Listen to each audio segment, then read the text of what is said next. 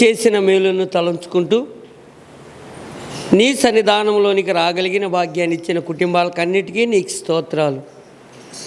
నీ చిత్తాన్ని నెరవేర్చుటకు మాకు నెరవేర్పుకు సహాయపడుతున్న తండ్రి నీకే స్తుతులు స్తోత్రములు చెల్లించుకుంటూ ఇదిగోనైనా దేవదాసయ్య గారు మాకు సహాయం చేయబడినటువంటి ఈ వాక్యమును మేము ప్రచురించుచుండగా మాకందరికీ నీ ఆత్మశక్తితో నింపమని నజరేడైన యేసుక్రీస్తు పుణ్యనామములు అడిగి వేడుకుంటున్నాం మా పరమ తండ్రి.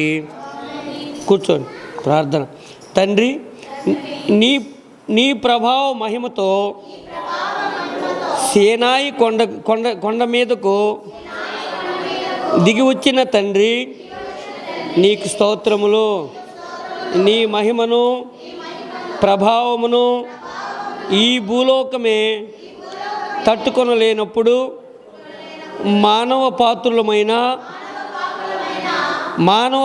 మాతృలమైన మేము ఎలాగా ఊహించగలము, సహించగలము? అయినను నీ ప్రేమను బట్టి, నీ పిలుపును బట్టి, నీ ఏర్పాటును బట్టి మమ్ములను కరుణించుచున్నావు గనుక వందనములు. మోషే వలెనే మేమును నీ ప్రభావము, నీ మహిమను అనుభవించుటకు నీవు మాతో మాట్లాడమని యేసు నామమున వందించుచున్నాము. ఆమేన్. కూర్చోండి. సీనాయి పర్వత శిఖరం మీద దిగిన చరిత్ర ఈ దినము ధ్యానించుకుందాము. రక్షణ అపేక్ష గల విశ్వాసులారా, ఈ కథనంలో సీనాయి కొండ ఉన్న కొండ చుట్టూ సరిహద్దు ఉన్నది. కొండకు శిఖరం ఉన్నది. కొండ దగ్గర 6 లక్షల మంది డేరాలు వేసి ఉన్నారు. మనుషులు, జంతువులు ఎవరూ కొండ దగ్గరకు రాకూడదు. మోషే మాత్రమే వెళ్ళవలెను. దేవుడు ఆయనతో మాట్లాడును.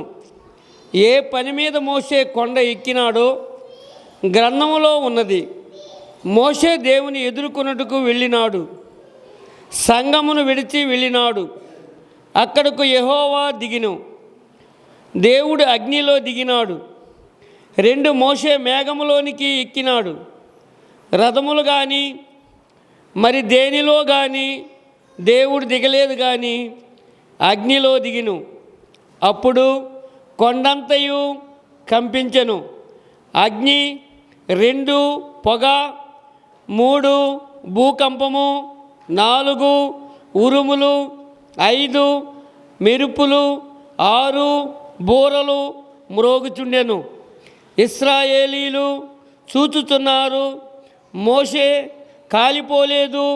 అగ్ని ఉంటే కాలిపోవాలి, కానీ మోషే కాలలేదు. ఇన్ని ఉన్నప్పటికీ మోషే దిగిరాలేదు. భూమి వణికెను. కొండ మీద మోషే, కొండ క్రింద ప్రజలున్నారు. అగ్నిలో దేవుడున్నాడు. దూరములోనున్న వారికి భయము, కానీ దేవుని సన్నిధిలో ఉన్న మోషేకు భయం లేదు. పై 5 విషయములలో మోషేకు భయం లేదు, కానీ దూరములోనున్న ప్రజలకు భయపడేది. ఇవన్నీ దేవుని సన్నిధి యొక్క గుర్తులై ఉన్నవి. 5 విషయములు మోషేతో దేవుడు కంఠస్వరముతో మాట్లాడెను. మోషేకు పూర్వము ఎవరితోనూ దేవుడు ఇట్లు మాట్లాడలేదు. మోషేకు ముందు దేవునికి సంఘము లేదు, కానీ మోషే కాలంలో సంఘం ఉన్నది. అంతకుముందు ఒక్కొక్కరున్నారు. ఏబేలు, ఏనోషు, నోవాహు, ఇలాగూ ఒక్కొక్కరు. అయితే మోషే వచ్చిన తరువాత సంఘమునకు వినిపించవలసినవి మోషేకు చెప్పెను. వస్త్రములు మొదలైన సమస్తము సిద్ధము చేసుకొనండి, స్నానము చేయండి అని మోషేకు తెలియజేసెను. మోషే వారికి తెలియజేసెను. వారు సిద్ధముగా ఉన్నారు. మోషే వచ్చెను, దేవుని యొద్దకు వెళ్ళెను. అప్పుడు దేవుడు 10 ఆజ్ఞలు ఇచ్చెను. అప్పుడు ఇంకా ఎక్కువ ఇచ్చెను. 1, అప్పుడు సంగమునకు వారు ఆచరించే శాస్త్రమనగా ధర్మశాస్త్రము. రెండు తరువాత రానయ్యున్న సంగమునకు కావలసిన శాస్త్రము బోధించెను. 1 ఆచార శాస్త్రము యూదులకు, 2 నీతి శాస్త్రము. తరువాత సంగమునకు సేనాయి కొండ, నెబో కొండ మీద ఇంకా అనేక ప్రదేశములలో మోషే దేవుని కట్టడాలను వ్రాసెను. 1 మోషే సీనాయి కొండ మీద దేవునిని ఎదుర్కొనేను. 2 నెబో కొండ మీద దేవునితో వెళ్ళెను. మోషే సీనాయి కొండ మీద ఉన్నాడు, యెహోషువ క్రింద ఉండెను. మోషే భూమి మీద ఉన్నప్పుడు రాజగృహంలో మిద్యానులో ఫరో వద్ద ప్రజలతో శ్రమపడినప్పుడు భూమి మీద ఉన్నాడు. ఇప్పుడు దేవుని సన్నిధికి వెళ్ళినను ఇవి శ్రమలు పడెను. అలాగూ సిద్ధపడెను గనుక దేవుని సన్నిధికి వెళ్ళెను. మిద్యానులో ఉన్నప్పుడు వెళ్ళమంటే వెళ్ళలేదు, ఎందుకంటే సిద్ధపడలేదు గనుక మనము దేవుని సన్నిధికి వెళ్ళుటకు సిద్ధపడవలేను. ఇంత కథ ఏమిటనగా, 1 కొండ దిగువనున్న సంఘము, 2 కొండ మీదనున్న మోషే, 3 దిగి వచ్చిన దేవుడు. ఇది పాలస్తీనా దేశంలో ఉన్నవారికి, ఐగుప్తు దేశంలో ఉన్నవారికి తెలియదు, స్థిరపడే వారికి తెలియను, కానీ లోకస్తులైన అవిశ్వాసులకు తెలియదు. మోషే కొండ మీద ఉండగా దేవుని మనసులోనున్న ఆజ్ఞలను చెప్పాను. అవి అప్పుడే ఉన్నందువలన మనకు పాత నిబంధన కావలెను. అంతకుముందు కొన్ని నెలల క్రిందట మోషేకు దేవుడు కనబడెను. పొద కాలలేదు, కొండ మీద అగ్ని ఉన్నది. ఇదే ఆయన మహిమ. పొదలో నుండి అగ్నిలో నుండి దేవుడు పిలిచెను, అగ్ని నుండి మాట్లాడెను. ఇట్లు దేవుడు మోషేను సిద్ధము చేసి ఉన్నాడు. కొండ మీద మోషే దేవునికి అగ్ని చూచి ఆయన స్వరము విన్నాడు గనుక అప్పుడు గొప్ప స్థితిలోనికి వెళ్ళినాడు. అట్లే విశ్వాసులకును ఉండును. మోషే పొదలో నుండి అరణ్యము నుండి సీనాయి కొండ శిఖరమునకు ఎక్కినట్లు మోషే భక్తి శిఖరం ఎక్కెను. విశ్వాసులైన వారు కూడా తమ భక్తితో అట్లే శిఖరం ఎక్కవలెను. షడ్రకు, మేషకు, అబేద్నెగోలు అగ్నిలో నున్నను, వారు సావలేదు. అగ్ని వెలుపలనున్న వారు చనిపోయిరి. అలాగే అక్కడ కొండతట్టు అనుకునేవారు చనిపోతారు, కానీ కొండ మీదనున్న ఆయన చావడు. ఆ అగ్నికే తేడా ఉన్నది. లోకానికి నాశనమే చేసినది, దేవుని ఆజ్ఞ కాపాడినది. కానీ పాపం ఉన్నవారు చనిపోదురు. మోషే మీదనున్న అగ్ని, దానియేలు రాసిన అగ్ని, ముంగుర్తుగా స్నానం చేసిన సిద్ధపడిన ఇశ్రాయేలీలు కొండ చుట్టుకుంటే చనిపోవుదురు, ముట్టుకుంటే చనిపోవుదురు. మోషే సిద్ధపడ్డాడు, వారు సిద్ధపడరు. కానీ 20 అంతస్తులలో తేడా ఉన్నది. మోషే సిద్ధపడుటకు, ప్రజలు సిద్ధపడుటకు తేడా ఉన్నది. ప్రజలు అక్కడ ఉండగలిగినంత స్థిరపడ్డారు. మోషే కొండ ఎక్కి గలిగినంత సిద్ధపడ్డాడు. మత్తయి సువార్త 25వ అధ్యాయంలో యేసు ప్రభు చెప్పిన దృష్టాంతములలోని కన్నికల గుంపులో మొదటి గుంపు వెళ్ళెను, రెండవ గుంపు వెళ్ళలేకపోయిరి. అందుకు కారణమేమనగా 1 విశ్వాసము, 2 భక్తిలో, 3 దేవుని వాక్య జ్ఞానములో తేడా ఉన్నది, 4 ఆ అంతస్తులలో మరియు 5 అనుభవములో తేడా ఉన్నది. అందరూ సిద్ధపడుతున్నారు, కానీ తేడా ఉన్నది. మోషే సరిహద్దు దాటిన తరువాత దురాలోచన ప్రవేశిస్తే చనిపోవును. అట్లు మాట్లాడి తిరిగి వచ్చు సమయంలో ఎప్పుడు చెడ్డ తలంపు వచ్చినా మోషే నశించిపోవును. మనోనిదానము చాలా కష్టమైనది. తన కండ్లకు తన చెవులు దేవుని వైపే ఉండుట చాలా కష్టము. మోషేకు దేవుని సన్నిధిలో ఉన్నప్పుడు చెడు తలంపులు వస్తే దూది కాలునట్లు కాలిపోవును. ఈ ముగ్గురు బాలురు అగ్నిలో ఎందుకు కాలలేదు? ఆ ముగ్గురు దేవుని సన్నిధిలో ఉన్నారు గనుక వారు ఆ పనికి సిద్ధపడ్డారు గనుక చనిపోలేదు. మోషే ఆ గుడారం చేసినప్పుడు అతి పరిశుద్ధ స్థలములో మోషే దేవుడు ఉండవలెను. ఆ పరిశుద్ధ స్థలములలో మోషే యొద్దకు మేఘం వచ్చినది. ఆ మేఘము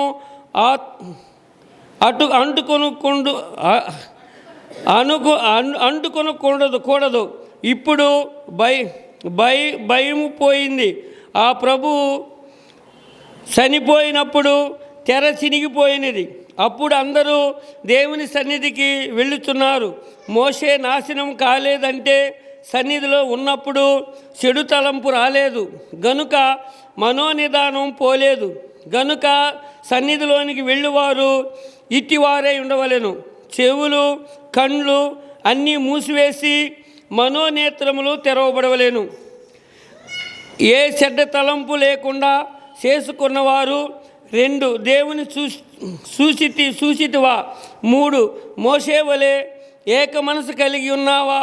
ఈ 3 విధములుగా మనము ప్రశ్నించుకొని ఆ ప్రకారముగా నుండవలెను. మనోనిదానము గలవారు మొదటి గుంపులో, కన్యకలు నిదానము లేనివారు రెండవ గుంపులో. కన్యకలు మనోనిదానముతో ఒక్క గంటైనా ఉండలేక దేవుని సన్నిధిలో మనోనిదానము కలిగి 40 దినములు మోషే ఉండెను.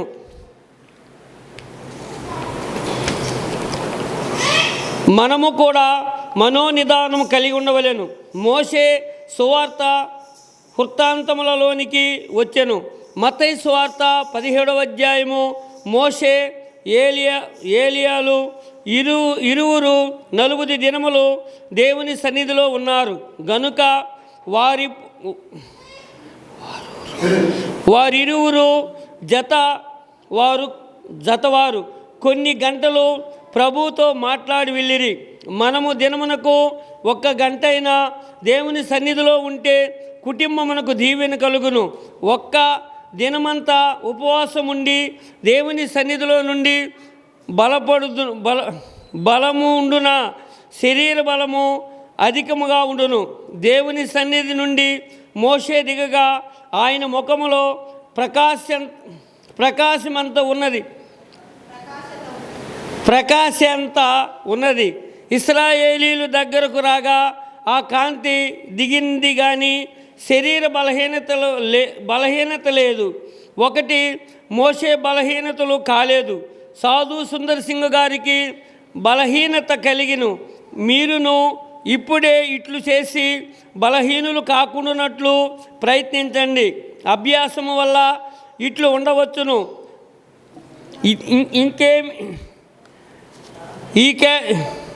ఓకేమి అన్నను నీళ్లు లేకుండా 6 దినములు దేవుని వాక్యమును చదివి బయటికి రాగా ఏమీ తగ్గలేదు. మోషే దేవుడు పిలిచినాడు గనుక 40 దినములు ఉండగలిగెను. సొంత ఉద్దేశ ప్రకారము ఉంటే బలహీనత వచ్చును. ఇది బైబిల్లో రాయబడినది గనుక అధిక భక్తి కొరకు ఈ క్రమమును ఏర్పాటు చేయబడినది. ఇట్లు అందరూ ఉండలేరు, ఎవరో ఒక్కరు ఉండగలరు. మీరు ఉండుడి అని చెప్పు. ప్రభు వద్దనినా నేను వెళ్ళమని చెప్పును. సీనాయి కొండ పవిత్రమైన కొండ. ఇప్పుడు సీనాయి కొండ మీద క్రైస్తవ బైరాగులున్నారు.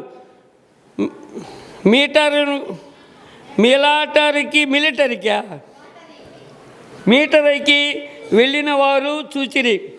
ఇక్కడ ఉండగానే ఇవన్నీ నేర్చుకుని సిద్ధపడి పరలోక శిఖరమునకు వెళ్ళవలెను. ఉపవాసము బలహీనముగా ఉండకూడదు. శరీర బలహీనత కూడా ఉండకూడదు.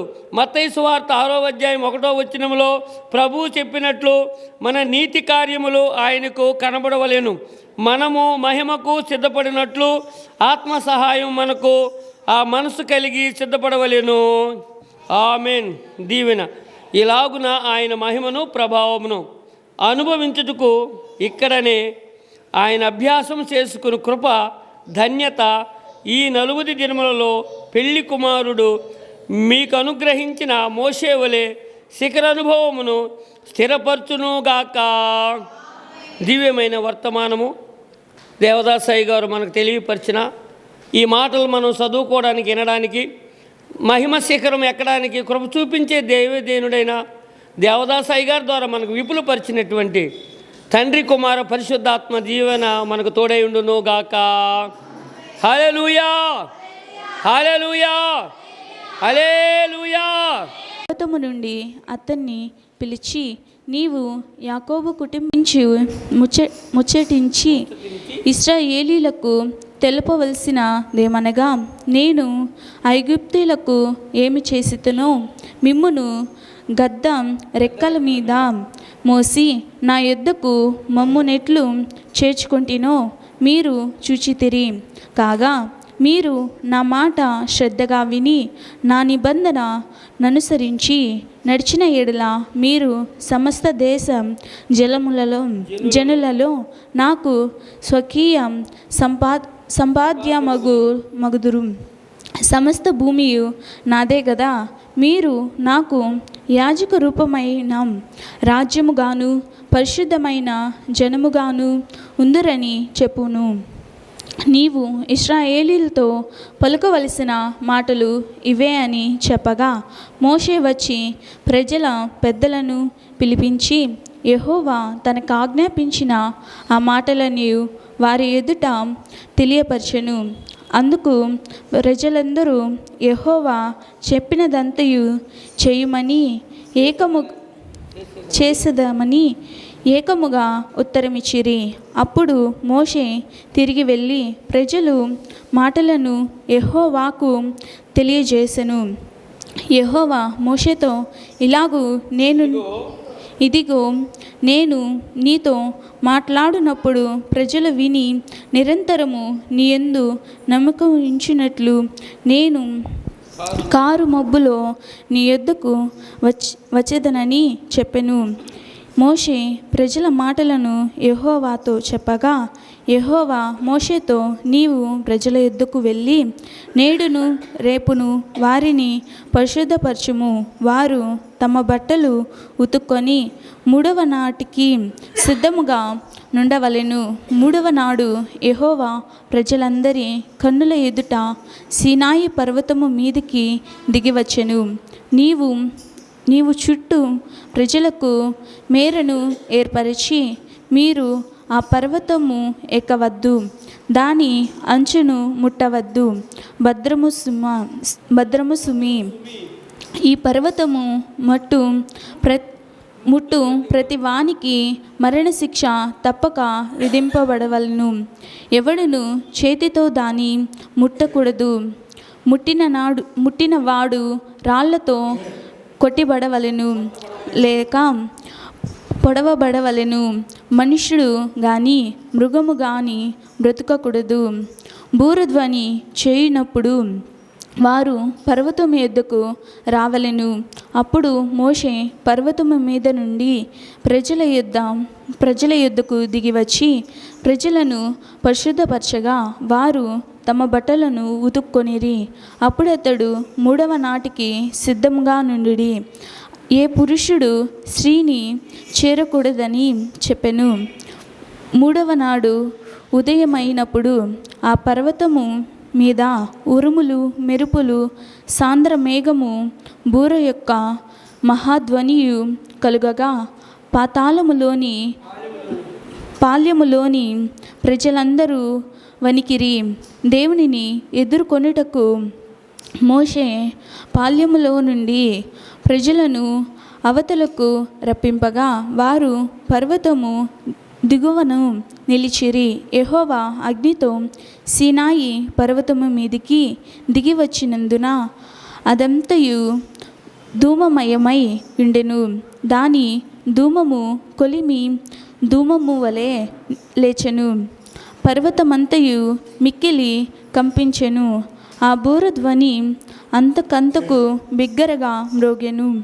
మోషే మాట్లాడుచుండగా దేవుడు కంఠస్వరము చేత అతనికి ఉత్తరమిచ్చుచుండెను. యెహోవా సీనాయి పర్వతము మీదకి అనగా ఆ పర్వత శిఖరము మీదకి దిగివచ్చెను. యెహోవా పర్వత శిఖరము మీదకి రమ్మని మోషేను పిలువగా మోషే ఎక్కిపోయెను. అప్పుడు యెహోవా ప్రజలు చూచుటకు యెహోవా యొద్దకు హద్దు మీరి వచ్చి వారిలో అనేకులు నశింపుకుండునట్లు నీవు దిగిపోయి వారికి ఖండితముగా ఆజ్ఞాపించుము. మరియు యెహోవా వారి మీద పడుకుండునట్లు యెహోవా యొద్దకు చేరు యాజకులు తమ్మును తామే పరిశుద్ధపరచుకొనవలెనని మోషేతో చెప్పగా మోషే యెహోవాతో ప్రజలు సీనాయి పర్వతము ఎక్కలేరు. నీవు పర్వతమునకు మేరలను ఏర్పరచి దాన్ని పరిశుద్ధపరచవలనని మాకు ఖండితముగా ఆజ్ఞాపించితివనెను. అందుకు యెహోవా నీవు దిగి వెళ్ళుము, నీవును నీతో అహరోనును ఎక్కి రావలెను. అయితే యెహోవా వారి మీద పడుకుండునట్లు యాజకులను ప్రజలను తన యుద్ధకు వచ్చుటకు మేరలను మీరకూడదు. ఆయన వారి మీద పడునేమో అని అతనితో చెప్పగా మోషే ప్రజల యుద్ధకు వెళ్ళి ఆ మాట వారితో చెప్పెను. ఆమేన్. వర్తమానం దేవుడు దీవించును గాక.